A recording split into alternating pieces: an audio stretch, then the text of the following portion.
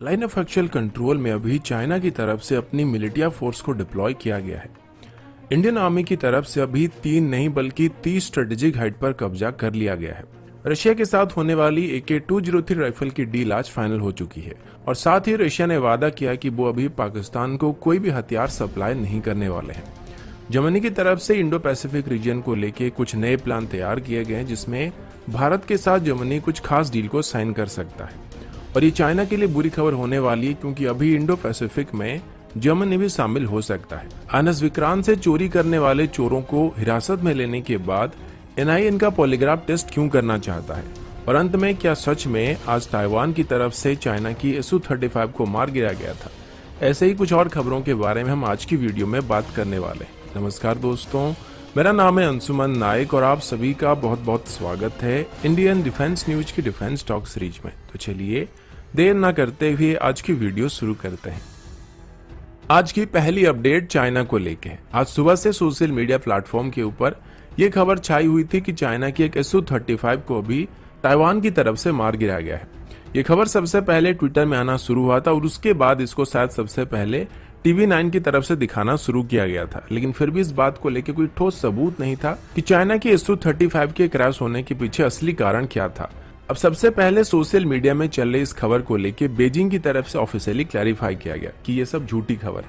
लेकिन हम यहाँ पर चाइना की बात क्यों मानेंगे, क्योंकि चाइना पिछले कुछ दिनों से कई बार झूठ बोलता आ रहा है और जो वीडियो हमने सोशल मीडिया में देखे हैं वो बिल्कुल सही थे और ऑथेंटिक थे, जो ये साबित करता है कि चाइना का एक एयरक्राफ्ट जरूर क्रैश हुआ है। लेकिन यहाँ पर ताइवान का हाथ इसमें है या नहीं, इस बात को लेकर थोड़ा संदेह है। हो सकता है ये कोई टेक्निकल ग्लिच की वजह से होगा या फिर इसके पीछे कोई और कारण होगा। लेकिन ये जो खबर बताई जा रही थी कि ताइवान ने यूनाइटेड स्टेट की पैट्रियट सिस्टम की मदद से चाइना की Su-35 को मार गिराया था, ये फेक था। क्योंकि अभी ताइवान की तरफ से भी ये बताया जा चुका है कि चाइना की Su-35 के गिरने के पीछे उनका कोई भी हाथ नहीं है।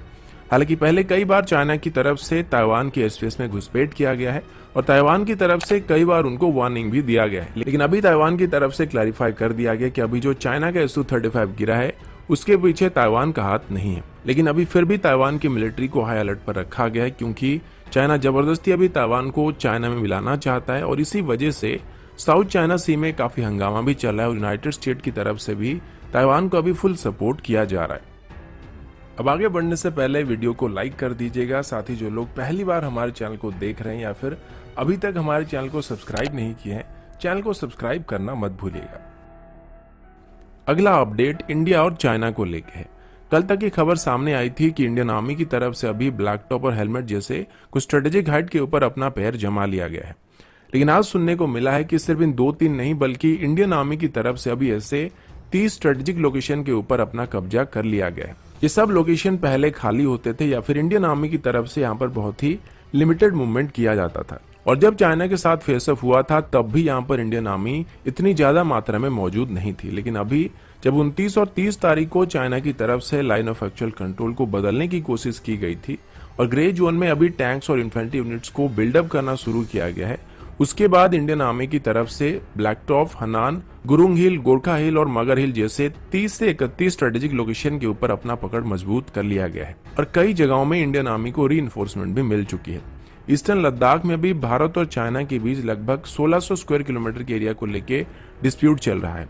उनमें से 350 स्क्वायर किलोमीटर के एरिया पांगोंग लेक के साउथ साइड में है, जहां पर अभी इंडियन आर्मी की पकड़ सबसे ज्यादा मजबूत है और यहां पर अभी इंडियन आर्मी की तरफ से लगभग 3 ब्रिगेड ट्रूप को डिप्लॉय किया गया है। वहीं पर अगर दूसरी तरफ फिंगर 4 की बात करें तो यहाँ पर भी इंडियन आर्मी की पोजीशन अभी काफी मजबूत है, लेकिन अभी भी चाइना की तरफ से फिंगर 4 से लेकर 8 तक डोमिनेट किया जा रहा है, जिसमें लगभग 8 किलोमीटर का एरिया है। अगला अपडेट भी चाइना की तरफ से है। पिछले एक हफ्तों के अंदर इंडियन आर्मी की तरफ से कड़ी रेजिस्टेंस मिलने के बाद, मतलब गोलगप्पे खाने के बाद, चाइना की तरफ से अभी एक दूसरी स्ट्रेटेजी अपनाने का फैसला किया गया है। इसीलिए अभी चाइना की तरफ से लाइन ऑफ एक्चुअल कंट्रोल में अपनी मिलिटिया स्क्वाड को डिप्लॉय किया गया है और ऐसे करीब 5 स्क्वाड को अभी चाइना की तरफ से डिप्लॉय करने का फैसला किया गया है।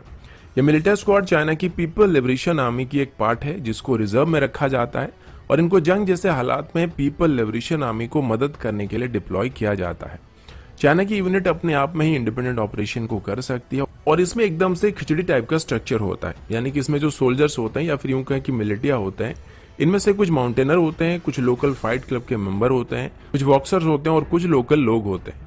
अभी ये बात सामने आई है कि इनको अभी China line of actual control में घुसपैठ कराने के लिए इस्तेमाल करने वाला है। और जब 29 और 30 तारीख को पीपल लिबरेशन आर्मी की तरफ से स्टेटस को बदलने की कोशिश की गई थी, तब भी वो लोग इन्हीं के साथ में ये सब करने की कोशिश कर रहे थे। और अभी हो सकता है कि वो कहीं और घुसपैठ करने की कोशिश करने वाले हैं, लेकिन घुसपैठ जरूर करने वाले हैं। अगला अपडेट AK-203 असॉल्ट राइफल को लेके। कल मैंने इसके बारे में आप सभी को बताया था कि हमारे डिफेंस मिनिस्टर राजनाथ सिंह जी के रशिया विजिट के दौरान भारत और रशिया के बीच AK-203 असॉल्ट राइफल की डील को फाइनल किया जा सकता है। अब इसी को लेकर एक रिपोर्ट आया जिसमें बताया गया कि भारत और रशिया के बीच अभी ये डील फाइनल हो चुकी है, लेकिन अभी इस डील में कुछ चेंजेस भी देखने को मिलने वाली है। जैसे कि पहले ये बताया गया था कि इसमें अभी 6 लाख AK-203 राइफल खरीदे जाएंगे, जिनमें से पहले 20,000 राइफल को रशिया से डायरेक्टली इंपोर्ट किया जाएगा और बाकी भारत में ही मैन्युफैक्चर किया जाएगा। लेकिन अभी रशियन मीडिया के रिपोर्ट के मुताबिक अभी जो डील फाइनल हुआ है उसके अंदर 7,70,000 AK-203 राइफल खरीदे जाएंगे, जो कि हमारी इंसास राइफल को आगे चल के रिप्लेस करने वाले हैं। और इन 7,70,000 राइफल में से पहले 1 लाख राइफल्स को रशिया की तरफ से डायरेक्टली सप्लाई किया जाएगा। हालांकि ये रिपोर्ट अभी रशियन मीडिया की तरफ से दिया गया है, लेकिन अभी भारत की तरफ से इसको लेके अभी तक कोई अपडेट नहीं आई है। हो सकता है कल तक इसको लेके कोई अपडेट आ सकती है। इसी बीच जब राजनाथ सिंह जी और उनके रशियन काउंटर पार्ट के बीच इस डील को लेकर बातचीत किया जा रहा था, उसी दौरान रशिया की तरफ से भारत को यह एश्योरेंस दिया गया है कि वो भी पाकिस्तान को कोई भी हथियार सप्लाई नहीं करने वाले हैं और वो भारत के स्ट्रेटेजिक इंटरेस्ट को सपोर्ट करने वाले हैं, साथ ही भारत की आत्मनिर्भर प्रोग्राम को भी सपोर्ट करने वाले हैं। और आज से भारत और रशिया के नेवी के बीच इंदिरा नेवल एक्सरसाइज को शुरू किया जा चुका है, जो कि 2 दिनों तक कंडक्ट किया जाएगा और इसे अभी मलाका स्ट्रेट के काफी करीब कंडक्ट किया जा रहा है। मैं इसकी ज्यादा डिटेल में नहीं जा रहा हूं क्योंकि इसके बारे में एक दिन पहले मैंने आपको काफी डिटेल में बताया था। अगला अपडेट क्वाड को लेके है। अब सबको ये बात याद होगा, 2 दिन पहले यूनाइटेड स्टेट की तरफ से स्टेटमेंट दिया गया था कि इंडो पैसिफिक में चाइना को काउंटर करने के लिए नाटो की तरह एक संगठन को तैयार करने की जरूरत है और ऐसी एक फोर्स मौजूद ना होने की वजह से चाइना अभी साउथ चाइना सी में सबको धमकाने की कोशिश कर रहा है और इंडियन ओशन रीजन में अपनी प्रेजेंस को बढ़ाने की कोशिश कर रहा है। और इसके लिए यूनाइटेड स्टेट की तरफ से सबसे ज्यादा फोकस क्वाड के ऊपर किया जा रहा है और क्वाड को अभी यूनाइटेड स्टेट नाटो स्टैंडर्ड की संगठन बनाने की कोशिश कर रहा है। इसी बीच हमारे एक्सटर्नल अफेयर मिनिस्ट्री की तरफ से एक स्टेटमेंट इशू किया गया जिसमें यह बताया गया कि क्वाड की नेक्स्ट मीटिंग भारत में ही होने वाली है, जिसे न्यू दिल्ली में आयोजित किया जाएगा। इसके बारे में 2 दिन पहले ही यूनाइटेड स्टेट की तरफ से हिंट दिया गया था कि क्वाड की नेक्स्ट मीटिंग को भारत में ही आयोजित किया जाएगा। और अभी इसके लिए जरूरी टाइम लाइन को तैयार किया जा रहा है। इसको कब आयोजित किया जाएगा ये तो अभी फाइनल नहीं हुआ है, लेकिन भारत का कहना है कि हमारी पार्लियामेंट सेशन खत्म होने के बाद हम इसको आयोजित कर पाएंगे। अगला अपडेट जर्मनी को लेके है। एक दिन पहले मैंने आप सभी को बताया था कि चाइना की तरफ से चेक रिपब्लिक के प्रेसिडेंट को उनकी ताइवान विजिट को लेकर धमकियां दी गई थी। अब इसके बाद चेक रिपब्लिक की तरफ से चाइना की जो आरती उतारी गई थी वो तो अलग ही लेवल का था, लेकिन इस बात को लेकर अभी जर्मनी की तरफ से भी चाइना को माफी मांगने के लिए कहा गया है। आज जर्मनी की तरफ से कुछ और अपडेट सामने आई है जहां पर यह बताया गया है कि जर्मनी की फॉरेन मिनिस्ट्री की तरफ से अभी एक नई इंडो पैसिफिक स्ट्रेटेजी को इशू किया गया है, जिसमें इनडायरेक्टली चाइनीज एग्रेशन के बारे में जिक्र किया गया है।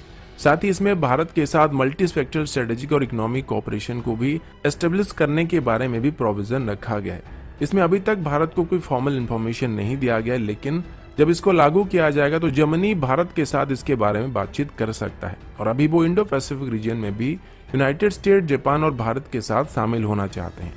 जर्मनी की तरफ से कहा गया कि पूरे दुनिया भर में जो ट्रेड किया जाता है उसका 90% के आसपास सी रूट के जरिए किया जाता है और ऐसे में इंटरनेशनल सी रूट्स को सेफ रखना और पीस को मेंटेन करना काफी जरूरी है। और इंडो पैसिफिक रीजन को लेके भारत का जो नजरिया है जर्मनी उसके साथ सहमति रखता है। वहीं पर साउथ चाइना सी में चाइना की तरफ से बनाए जा रहे आर्टिफिशियल आइलैंड्स को लेके और छोटे छोटे देशों के ऊपर किए जा रहे क्लेम को लेके भी जर्मनी की तरफ से सीधी तौर पर कड़ी निंदा किया गया है। जर्मनी की बात करें तो ऐसा उम्मीद नहीं था कि जर्मनी एकदम से चाइना के खिलाफ हो जाएगा और अभी तो यूरोपियन यूनियन के प्रेसिडेंट और सबसे बड़ी इकोनॉमी होने के नाते जर्मनी का इंडो पैसिफिक रीजन में शामिल होना चाइना के लिए सरदर्द बनने के साथ साथ भारत के लिए डिसिप्लिन बनने वाला है। अगला अपडेट INS विक्रांत को लेके है। आप सबको पता होगा पिछले साल INS विक्रांत से कुछ हार्ड डिस्क, रैम और प्रोसेसर वगैरह चोरी हो गए थे और NIA की तरफ से इस पर लगभग पिछले 1 सालों से छानबीन किया जा रहा था और अभी कुछ दिन पहले ही NIA की तरफ से चोरी से जुड़े हुए 2 लोगों को अरेस्ट किया गया था। इनमें से एक बिहार का था जिसका नाम सुमित कुमार और दूसरे का नाम दयाराम है, जो कि राजस्थान का था। ये दोनों ही एनएस विक्रांत में पेंट वगैरह करने के लिए वहां पे गए थे, यानी कि पेंट वर्क को करने के लिए इनको वहां पे काम पे रखा गया था। लेकिन इसी दौरान इन्होंने एनएस विक्रांत के कुछ कंप्यूटर्स को डिसमेंटल करके उसके रैम, एसएसडी और प्रोसेसर चुरा के वहां से चले गए थे और इनको बाद में इंटरनेट के जरिए बेच दिया था। लेकिन अभी अच्छी खबर यह कि इनको पकड़ने के बाद इंटरनेट में जिनको ये सामान बेचा गया था उनसे इसको दोबारा हासिल कर लिया गया है। जब इनसे शुरुआत में पूछा गया था तो इन्होंने बताया था कि उन्होंने बस इसको पैसे के लिए किया था और उनको लगा था कि शिप में लगा है तो अगर इनको वो बाहर लेके बेचते हैं तो उनको अच्छी खासी प्राइस मिल जाएगी। इसी वजह से उन्होंने ये सब किया था। अभी इन पर आईपीसी 121 और 121A के चार्जेस लगाए गए थे, जिसमें देश के खिलाफ जंग छेड़ना या जंग जैसे माहौल क्रिएट करना या फिर जंग जैसे माहौल क्रिएट करने वाले कॉन्स्पिरेसी क्रिएट करना या फिर देश के साथ गद्दारी करने जैसे आरोप लगाए गए थे।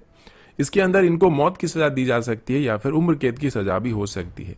इसी वजह से इनका चोरी करने के पीछे असली मकसद क्या था ये जानने के लिए अभी इनका पॉलीग्राफ टेस्ट को भी किया गया था, क्योंकि अगर इन्होंने एनएस विक्रांत से चोरी किए गए आइटम्स की डाटा को दुश्मन को देने के इरादे से ये सब किया होगा तो ये ज्यादा गड़बड़ वाली बात है। लेकिन अभी इन पॉलीग्राफ टेस्ट को करने के बाद एनआईए का कहना है कि ये लोग सच बोल रहे थे और इनको लगा था कि एयरक्राफ्ट कैरियर्स में जो सिस्टम लगे हैं इनके पार्ट्स काफी महंगे होंगे और अगर इनको वो बाहर लेके बेचते तो उनको बहुत सारा पैसा मिल सकता है। और इन लोगों ने जो 10 रैम, 5 प्रोसेसर, 5 एसएसडी चुराए थे, इनमें से एक पार्ट को इन्होंने ज्यादा से ज्यादा 5,000 रुपए में बेचा था। तो एनआईए का कहना है कि इनके इरादे देश के साथ गद्दारी करना तो नहीं था। इस बात को साबित करने के लिए भी उनके पास कोई ठोस सबूत नहीं है और इसी वजह से अभी इन पर ये चार्जेस लगाए जाएंगे या नहीं लगाए जाएंगे इसको लेके अभी विचार किया जा रहा है। लेकिन वहीं पर आईटी एक्ट के अंदर इनके ऊपर चार्जेस लग सकते हैं। दूसरी तरफ एनआईए का कहना है कि इन्वेस्टिगेशन अभी लगभग फाइनल स्टेज में आ चुकी है और वो जल्दी इसकी रिपोर्ट को देने वाले हैं। तो दोस्तों अभी के लिए इतना ही, मिलता हूं आपसे अगले वीडियो में, तब तक के लिए जय हिंद, वंदे मातरम।